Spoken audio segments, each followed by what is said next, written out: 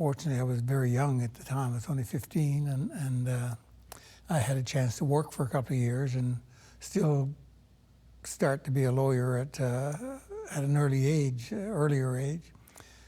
My father's circumstances changed a bit because both my older brother and I worked, and we essentially gave him whatever we earned.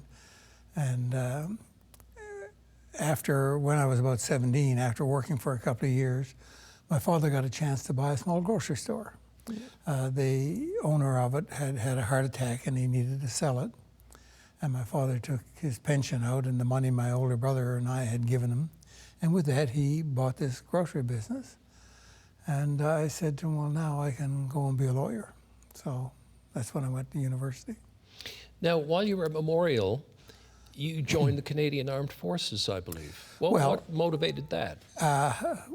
It's no longer the case, but there was a time, because this was so soon after the last war, in the Cold War situation of the time, when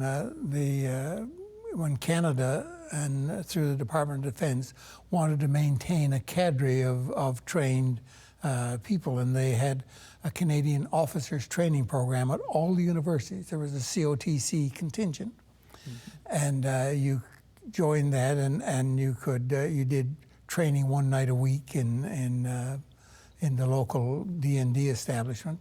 In that case, it was Buckmaster's Field, and in the summer you did in more intensive training for 3 months for each of 2 years, and you'd get a commission as a second lieutenant at the end of 2 years. It was a means of having a summer job, right? And it was good training, good discipline, and I got into it not because I had any desire to get into the Army or anything, but you may remember the name Mose Morgan. Oh, yes. Who was the political science professor at Memorial at the time. And I remember when I went in to register, Mose saw Sid Noel, who was and you know that name too, probably. He's a political scientist at the University of Western Ontario. Wrote a great book on Newfoundland politics. He did, indeed. And Sid was going to study law. Yes. That was his plan. And Mose showed up at the registration area where we were, and he said, you two fellows are going to study law. I better be your faculty advisor. So he switched us from Professor Pitt, David Pitt of the English department, to him. And the next thing we knew, we were both in the COTC without a lot of thought or anything. But it didn't do me any harm. As a matter of fact, it probably helped. Anyway, I did the time, the 2 years, the 2 summers, and got a commission, and then I didn't pursue it further until after my second year of law school. I was struggling to find a job, and I couldn't find a job, and somebody said to me, look, Clyde, you were in the COTC. I said, yes. Well, you should check with the Judge Advocate General's office in Halifax, where I was going to law school. You may be able to work with the JAG office for the summer. So I did, sure enough. I got on and was sent off to Ottawa for the summer. So I had my summer job, and that meant I could get back. I'd be able to get back in my 3rd year of law and finish. And while I was there, they said to me, look, if you're, what do you plan to do when you finish law school? And I said, I have no immediate plans. I go back and practice law or try to get involved in the practice of law. They said, well, would you like to come and work with us for a while? I said, well, I hadn't really thought of it. I said, now, if you would, we'll help you pay for your final year. So that was music to my ears because I still needed more money than I had to get through the year. So I said, okay, and that's what I did. So when I finished law school and was admitted to the bar in Nova Scotia, I then went to the JAG. So with that experience under your belt, you eventually moved back to Newfoundland and joined a private practice in Corner Brook. I did. That was in 1964. And I went to work with Kevin Barry, who was a well-known lawyer in Corner Brook and a very, very fine man. And it was a good association for me. It was marvelous working with him, and I enjoyed it. So was your practice general, or did you specialize in certain types of law? Well, it started out as a general practice, and most lawyers in Newfoundland have a general practice. But then I got more deeply involved in litigation. I started to do a lot of litigation. The more you did of it, it seemed the more you were asked to do, or the more work you got to do. So I ended up doing a lot of litigation, and some very interesting and challenging litigation. Unfortunately, that would take me into St. John's most of the time because there was no sitting Supreme Court judge in Corner Brook at that time. Right. There was a district, or what in most provinces is called county court judge, but their jurisdiction was limited. At first it was $1,000, and then it was increased to $2,000. So anything involving more than $2,000 had to go to the Supreme Court, and could only be done when a Supreme Court judge came to Corner Brook on circuit, which was a difficult situation because they'd come out for a week or 10 days, and you'd have to cram. I mean, there are times when I did 3 or 4 civil cases and maybe a criminal case in that circuit, and the other lawyers were the same. Everybody was in the same boat, but it was a very difficult way to practice law, and I kept trying to persuade people that they should have a sitting Supreme Court judge in Corner Brook, and I made that argument for a very long time, but it never happened until after I left Corner Brook, before there was a Supreme Court judge permanently in Corner Brook, which meant I ended up flying into St. John's Sunday night and then trying to get home on Friday evening, and often as not, fog prevented it and I had to get in the car and drive. So it was a challenge. A challenge and very difficult on my wife, who was home and had sole responsibility for the children. So it was exceedingly challenging for her in particular. Yes, yeah. Now in 1966, Premier Smallwood approached you and asked you if you would run for the Liberals. Yes.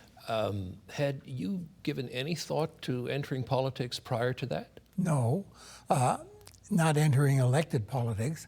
I'd been involved politically ever since my days at Memorial, when I was a member of the University Liberal Club and active with them, and less so when I was at law school. I had little or no involvement with the Liberal Club there.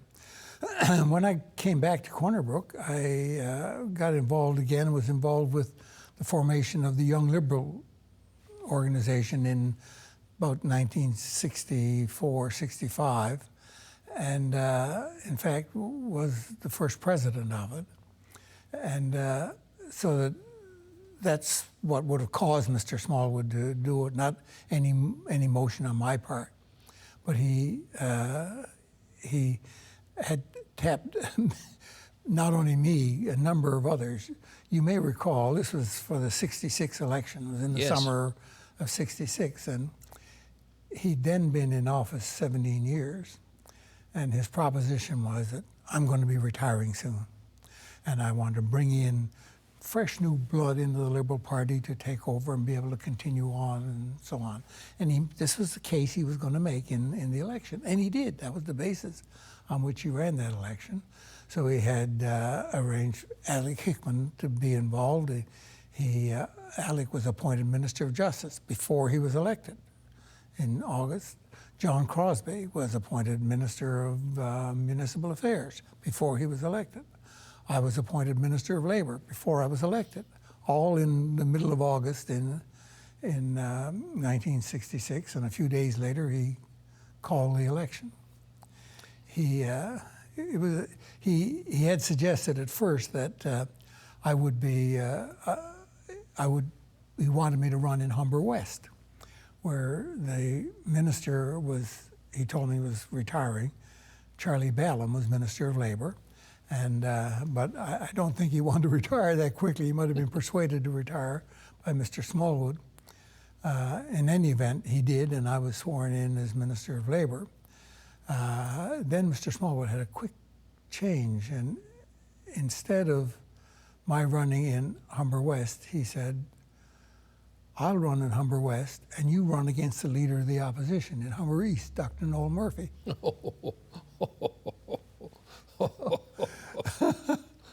And I wasn't anxious. I was just getting my law firm, my law practice established, and I wasn't anxious to get involved in politics at that time. I had agreed to do it and fill the spot for him, but I wasn't terribly excited about being elected and taken away from the law firm.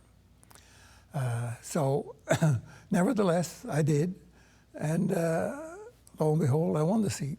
Yeah. I don't suggest for a moment that it was any great merit that I brought to the campaign. I've no doubt that Mr. Smallwood was successful in winning 39 of the 42 seats in that election, which is an incredible feat after 17 years in office.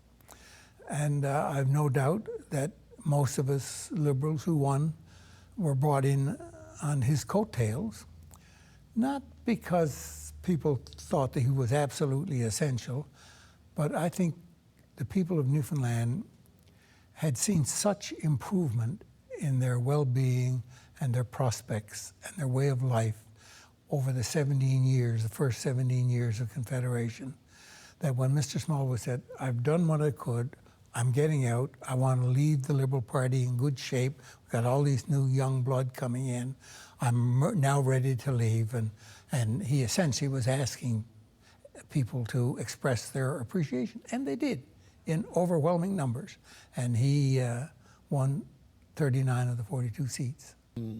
Eventually, you parted company with Mr. Smallwood over the financing of the Come by Chance oil refinery, yourself and John Crosby.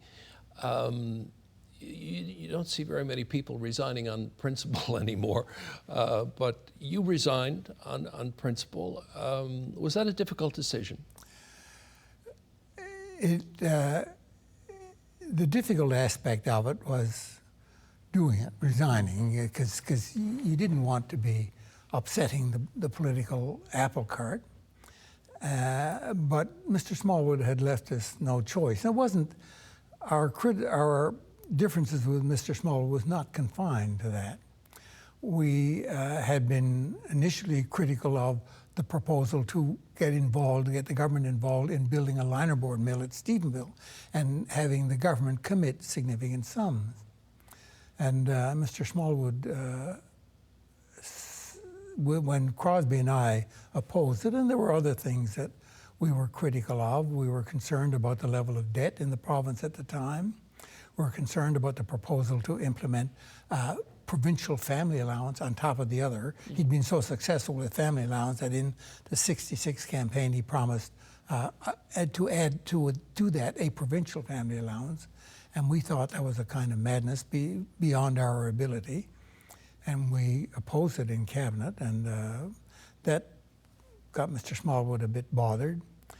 And just before the election in 1966, the Pushy Commission brought in their report on the Royal Commission on the Economic State and Prospects of Newfoundland. And that did a tremendously detailed assessment of the financial state of the province, the challenges ahead, what the challenges would be, and what the economic prospects were, and what we needed to do to deal with it, and was rather critical of the government's financial and fiscal policies. Crosby and I tried our best to cause the government to take actions that were more consistent with the recommendations of this Royal Commission, and the result was we were often at odds, and it was only the two of us. We were at odds with the Premier and the rest of the cabinet. So the Come by Chance oil refinery was sort of the straw that broke the camel's back. There were other concerns as well, and the initial one was the linerboard mill at Stephenville, and Mr. Smallwood took the position, well, look, if you fellows think you know so much and you're so good at it, you take responsibility to negotiate the matter on behalf of the government, and did the same with the Shaheen oil refinery at Come by Chance. So Crosby and I were assigned responsibility essentially to be the lawyers for the government. We had a Department of Justice lawyer with us, but we did the negotiation on behalf of the government. And, we didn't finish the linerboard mill negotiations, but the come by chance negotiations were coming to fruition fairly quickly. And we were not prepared to agree with some of what Mr. Shaheen wanted to do.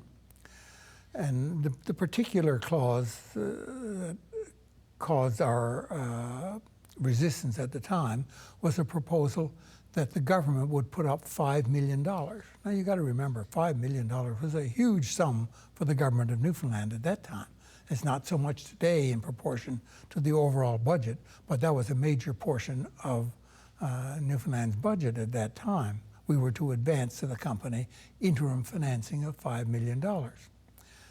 And he wanted a clause in the contract that Shaheen Natural Resources would be reimbursed all of their promotional expenses plus 25% for all of their promotional expenses involved in proposing it. And it would have worked out to just about $5 million. So I knew where the $5 million was going to go, and we opposed it. There were other things that we disagreed with, and Mr. Shaheen would go behind our backs to Mr. Smallwood and complain, and he'd attempt to give us instructions, and we would be considerate of what he wanted to do, but there were certain things that we wouldn't agree with. And the straw that broke the camel's back was this interim financing of $5 million, because once the government put up that $5 million, you had no bargaining power left. It would have meant that Shaheen had nothing to lose, because if he lost the whole thing, he would have had his money back with the $5 million, and the government would have had, so there would be no bargaining power left, and he could essentially demand whatever he wanted. So we wouldn't agree with it. Mr. Smallwood took quite strong positions at the time, and I remember him saying to us, "I warn you," he said, "if you fellows do this and stop this, I'll stop at nothing." And we still persisted, and then there were other meetings with Mr. Smallwood, and the Liberal leadership campaign when Trudeau was elected in April of '68. Mm-hmm. And he wanted to make sure that we wouldn't talk to any of the other cabinet ministers. He asked us not to, so we decided not to. Well, that was a mistake. The result is that when he came back and had a meeting with us, I flew in from Corner Brook in the morning and got in about 9 o'clock or so, and went into John's office. And just as I got in John's office, he was leaving. And he said, "The Premier called, he wants to see me." I said, "Okay, let's go." No, he said, "He wants to see me alone." And I said, "Really?" "Yes," he said. I said, "Now, John, you know about the principle of divide and conquer. Bear that in mind." And I said, "You can tell him that I'll be sitting in Mrs. Templeman's office outside the door to his, and I want to know what's happening." So I went up and I sat there. It seemed to me they weren't in there all that long, maybe 10, 15 minutes. And the door opened, the Premier came out, and he said, "Clyde, John will fill you in." I didn't know what had happened, so I said, "Okay." John came out, and he said, "The Premier's got a proposal for us." I said, "Is that right?" "Yes." "What is it?" "He will give us a letter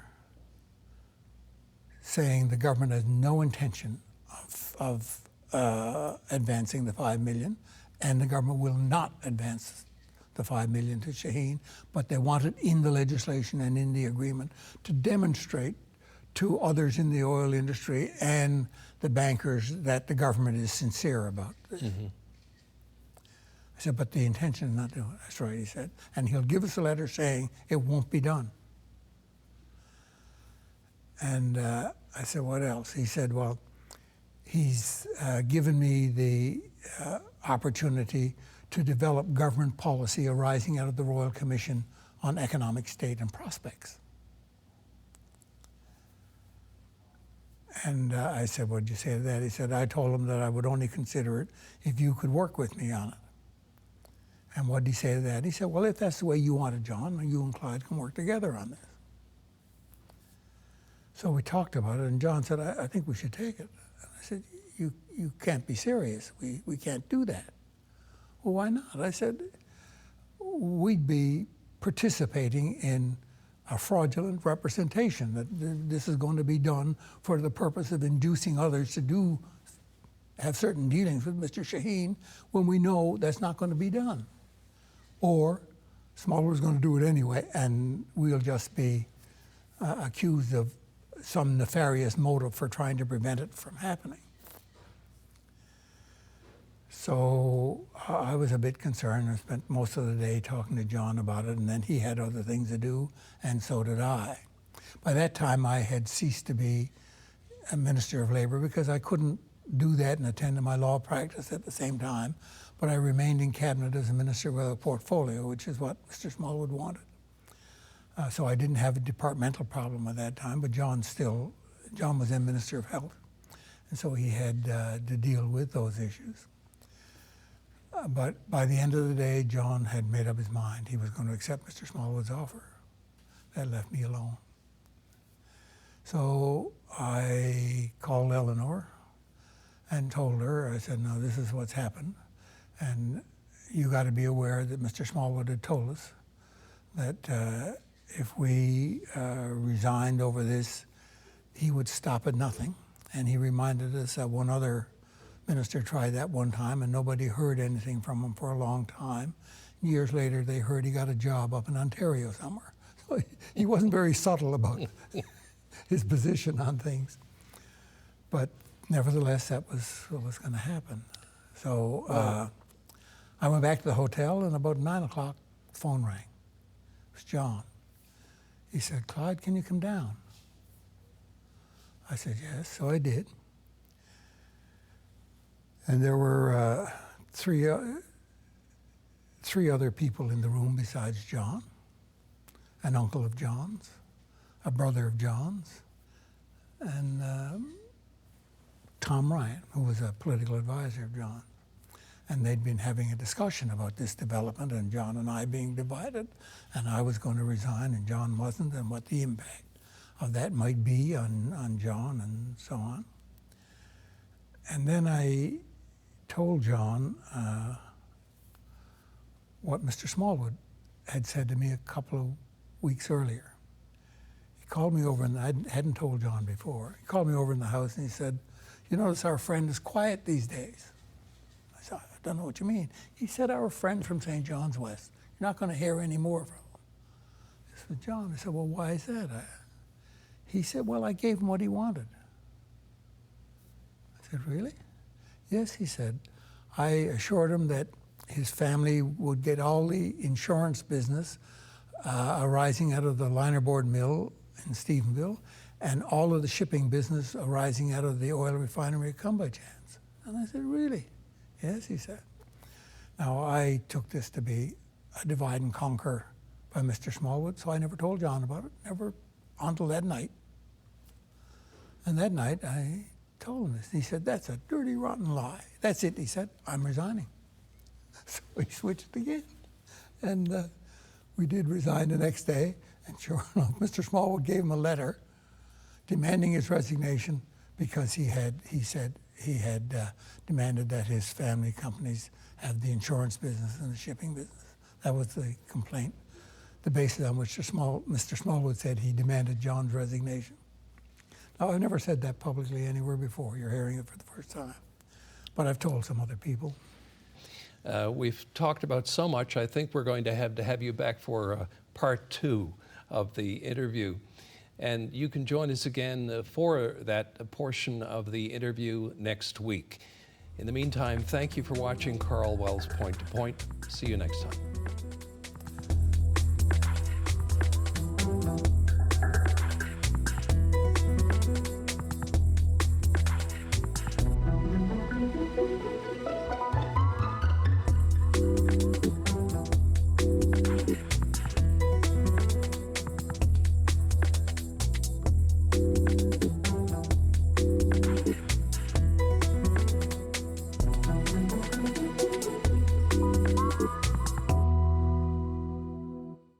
If you want convenience, Marie's Mini Mart is here for you. A one-stop shop for a variety of products, home-style breads, sandwiches, plus check out our freshly baked artisan breads and single-serve desserts exclusively at our in-store bakery on Frecker Drive. With 25 locations, wherever you go, there we are. Call the Rogers TV viewer response line, email us, or connect with us on social media.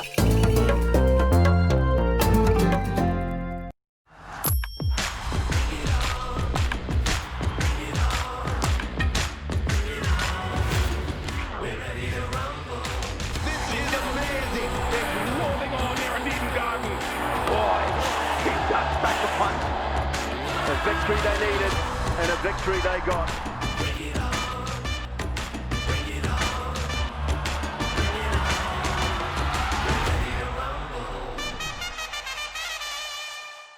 There's no greater support than a loved one's embrace. When you participate in the Kidney Walk or support someone who does, you're showing your loved